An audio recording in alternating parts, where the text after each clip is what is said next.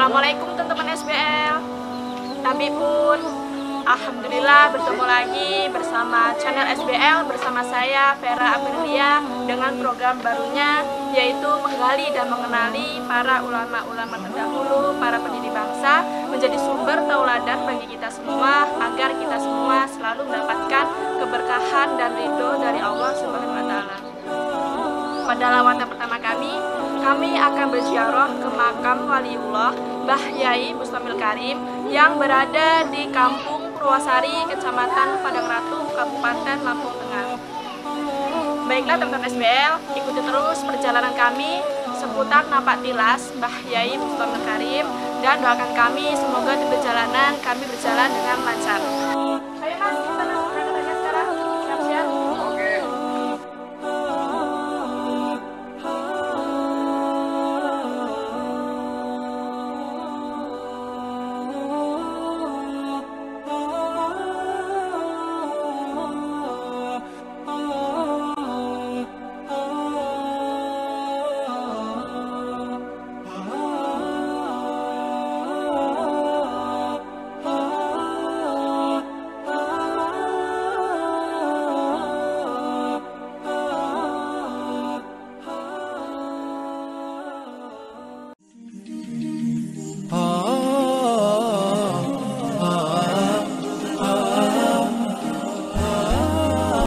Oke teman-teman SBL, kita sekarang sudah berada di perjalanan dan sekarang kita sudah sampai di daerah mana ini ya Mas ya? Masih di Bangunrejo. Masih di Bangunrejo, dan untuk menempuh perjalanan ke pondok pesantren kira-kira kita membutuhkan waktu 1 jam lebih, iya gak sih Mas? Iya.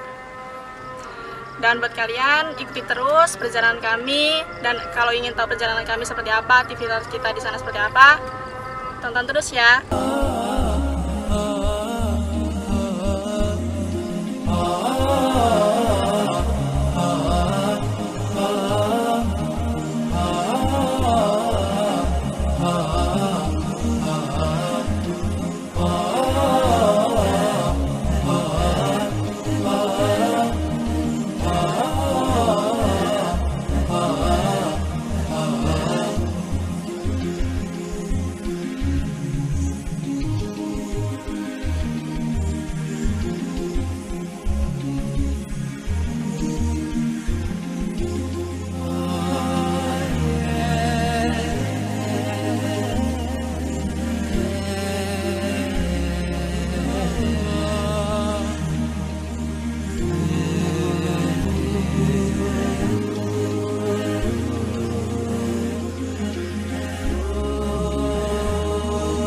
Alhamdulillah ini kita sudah selesai mengirim doa atau ziarah di makam Mbah Yai Bustom, dan selanjutnya kita akan mencari tahu jejak napatilas dari Mbah Yai Bustom, dan sekarang kita sudah bersama dengan pengurus Pondok Pesantren Raudatus Sholihin, yaitu dengan Gus Mansur.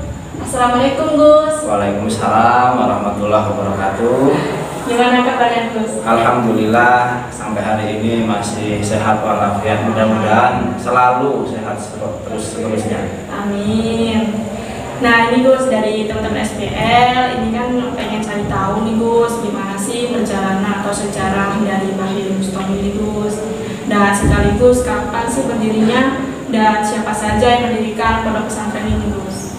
Baik, terima kasih. Sebelumnya ini saya ucapkan secara pribadi kepada teman-teman SBL yang sudah berkenan untuk bersilaturahmi di Pondok Pesantren Raudatus Sholihin Purwasari. Mudah-mudahan pada malam hari ini silaturahmi kita mendapat ridho dari Allah dan kita semua dipanjangkan umurnya, dan tentunya karena inti daripada pertemuan kita adalah silaturahmi, mudah-mudahan rezeki kita juga bertambah. Amin, amin, amin. Terkait masalah sejarah, kemudian kapan pondok pesantren ini didirikan, sampai melibatkan beberapa tokoh siapa saja yang ada. Yang pertama, membicarakan sejarah beliau. Beliau itu sebetulnya berasal dari, kalau sekarang kita kenal, Kota Kebumen. Jadi di sana itu ada sebuah desa yang namanya Lengkong. Lengkong itu masuk di kecamatan, kalau sekarang kelurahannya itu Wonoresik, Wonosari, Kecamatan Kebumen, Kabupaten Kebumen. Tidak jauh dengan pondok yang sangat populer di sana, yaitu Pondok Pesantren Sumolangu. Ya, jadi hanya sekitar 200-300 meter dari lokasi yang di situ ditinggal oleh beliau. Jadi beliau lahir itu pada tahun 1879. Berdasarkan catatan, jadi beliau itu tidak ditemukan secara otentik kapan jam, kapan hari dan bulan. Jadi yang tercatat dalam sejarah itu hanya pada tahun 1879.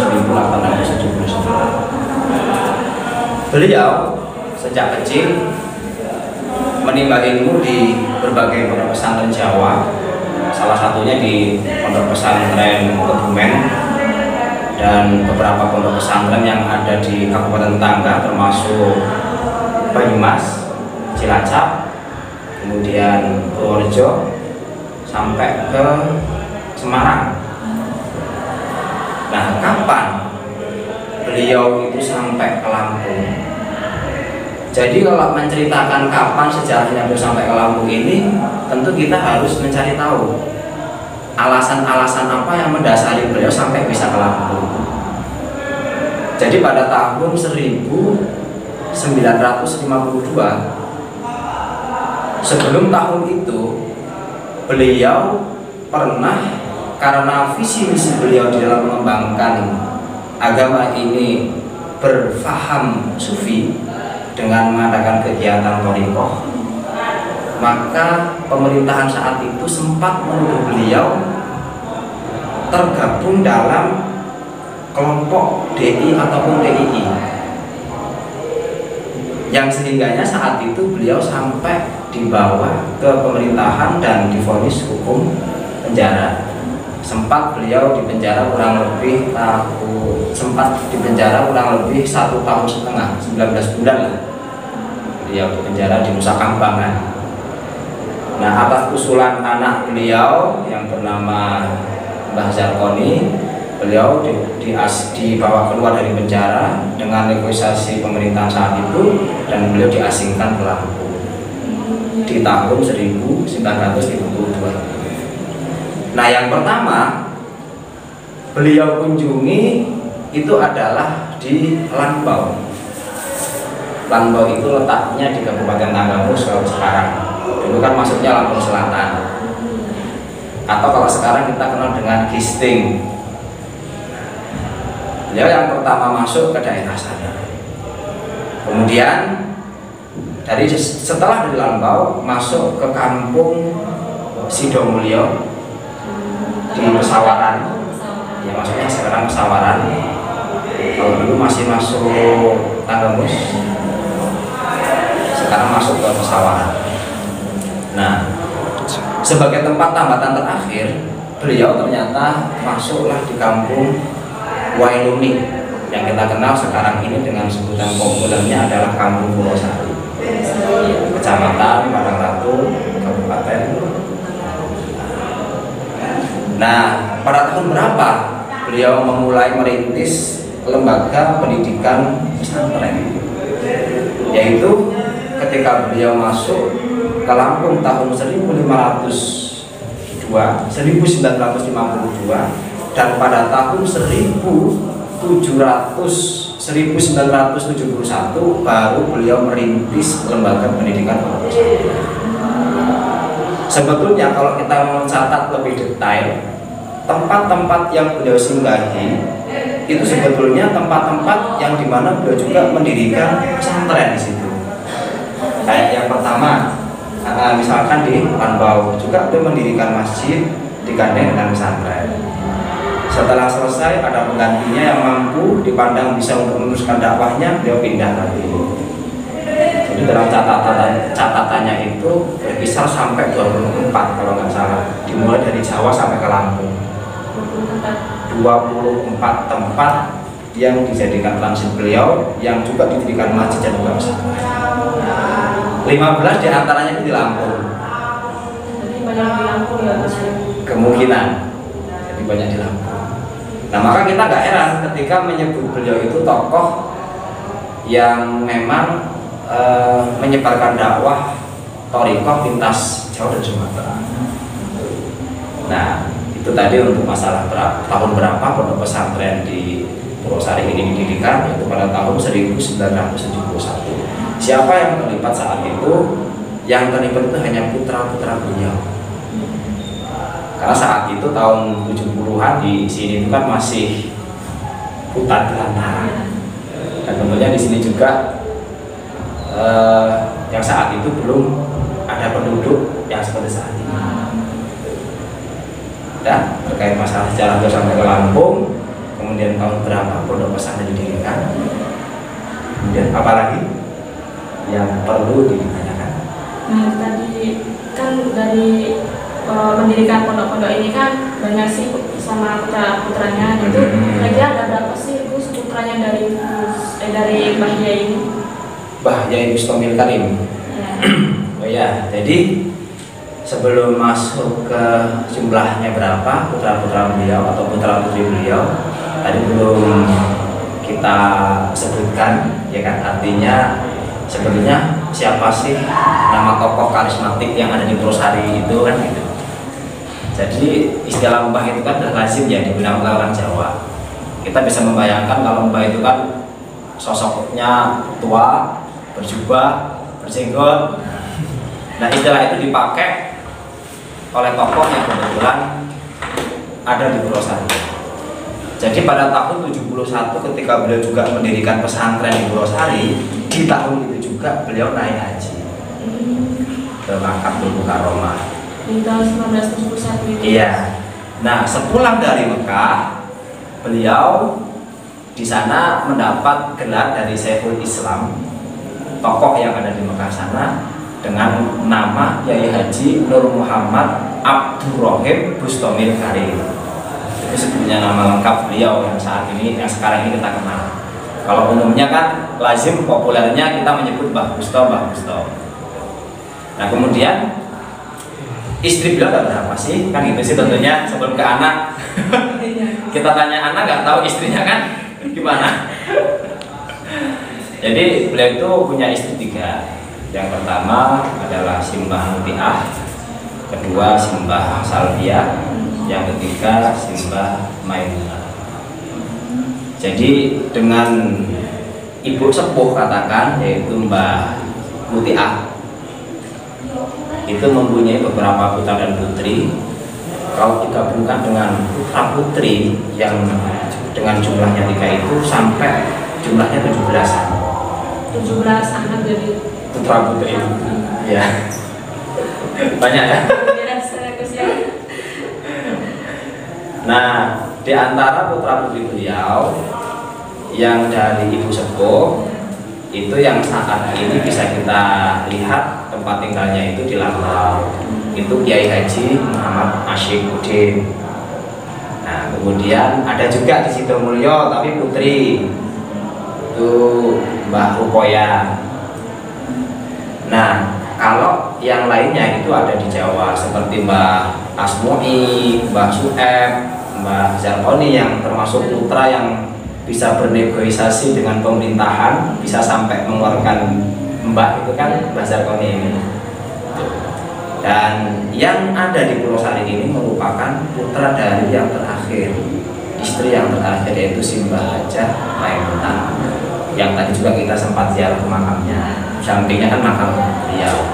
Nah dengan Mbah ini punya putra sebetulnya dalam catatan itu 5, cuman yang sempat bisa meneruskan dakwahnya beliau itu dan tidak kemana-mana masih di lingkungan Purwosari itu 3. Yang tertua adalah Kiai Haji Muhammad Jamaluddin Al-Bustami, kemudian Kiai Haji Miftahuddin Al-Bustami, kemudian yang bungsu adalah Ibu Hajah Siti Aisyah Ismail Hasan.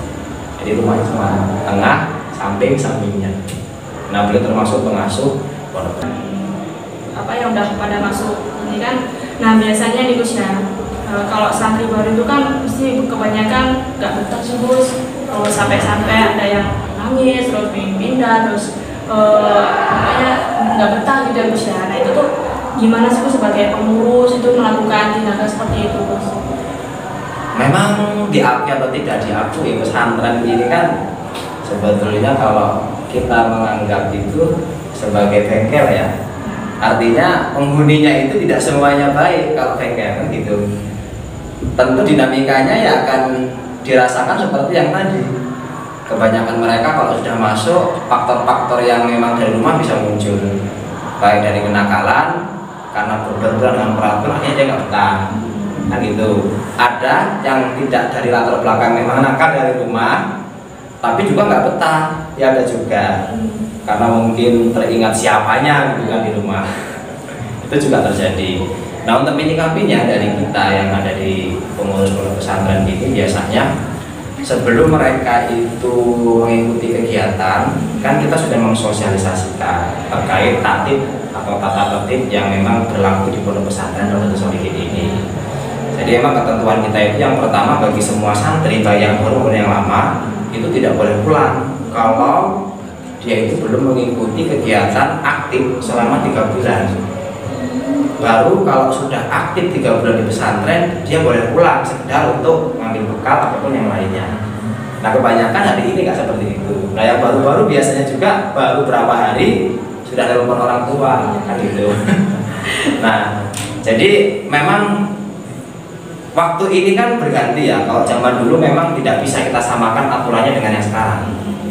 Ibarat dulu itu kalau santri nakal kita apa istilahnya pakai kekerasan kita itu udah takut, nggak berani gitu. Kalau sekarang kan lebih ke ngalemnya kalau santri sekarang ini. Jadi kita nggak bisa melakukan tindakan-tindakan seperti dulu.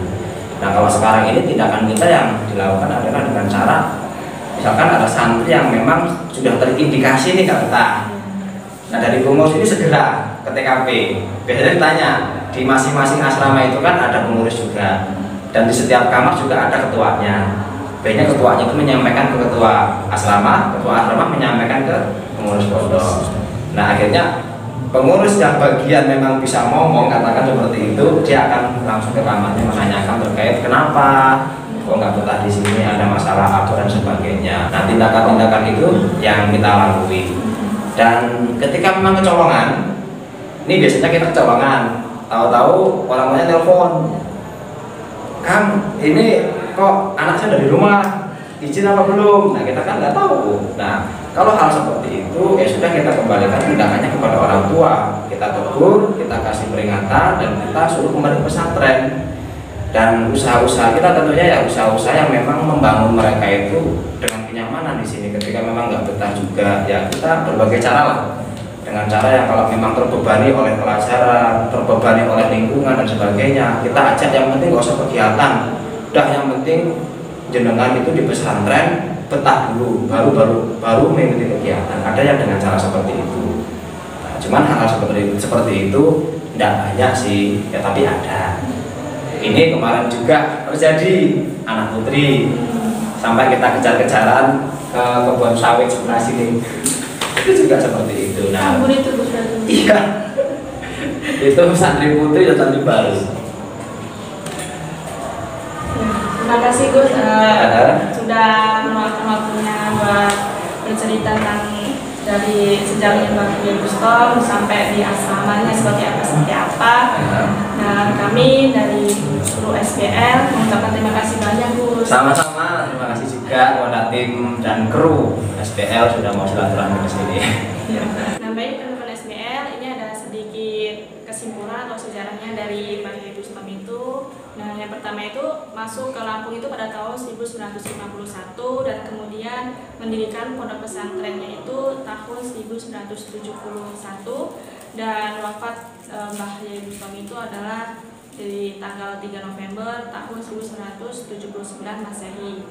Kemudian untuk estafet kepemimpinan Mbah Yai Bustom itu dari turun-temurun ke Mbah Yai Muhammad Jamaluddin Al-Bustom dan kemudian Kiai Haji Miftahuddin Al-Bustom dan kemudian Nyai Haji Siti Aisyah. Kemudian turun-temurun lagi ke cucu, yaitu ada ada Gus Ahmad Rofi atau sekarang ketua yayasannya, dan kemudian Gus Ahmad Tajali selaku mursyid dari Pondok Pesantren Nurbatul Sholihin. Ya, sekian dari saya. Wallahu muwaffiq ila aqwamit thoriq. Assalamualaikum warahmatullahi wabarakatuh. Alhamdulillah, demikianlah tadi rangkaian perjalanan kita ziarah di makam Waliullah Mbah Yai Bustom. Dan buat kalian jangan lupa like, komen, dan subscribe untuk mendapatkan video atau tayangan terbaru dari SBL Channel. Wallahu muwaffiq ila aqwamit thoriq. Assalamualaikum warahmatullahi wabarakatuh.